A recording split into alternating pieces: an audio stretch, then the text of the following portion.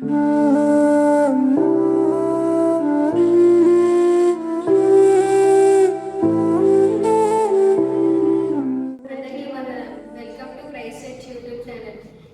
దేవుడు మీతో చెప్పబోయే వాక్యం మత్తయి 6:14 మనుషుల అపరాధములను మీరు క్షమించిన ఎడల మీరు మీ పరలోకపు తండ్రి మీ అపరాధములను క్షమించును.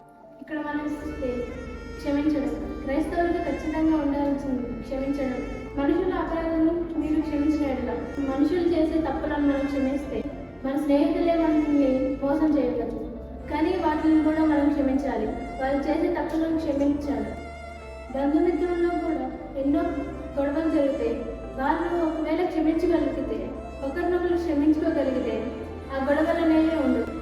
అలాగే క్రైస్తవులుగా మనం ఎవరైనా తప్పు చేస్తే క్షమించి వాళ్ళకి ప్రేమను పంచాలి. అప్పుడు మన పరలోకమందున్న మన తండ్రి మనం చేసిన తప్పులను పాపాలు క్షమిస్తాడు. ఈ చిన్న వాక్యం మీ జీవితాల్లో ఫలించాలని కోరుకుంటున్నాను.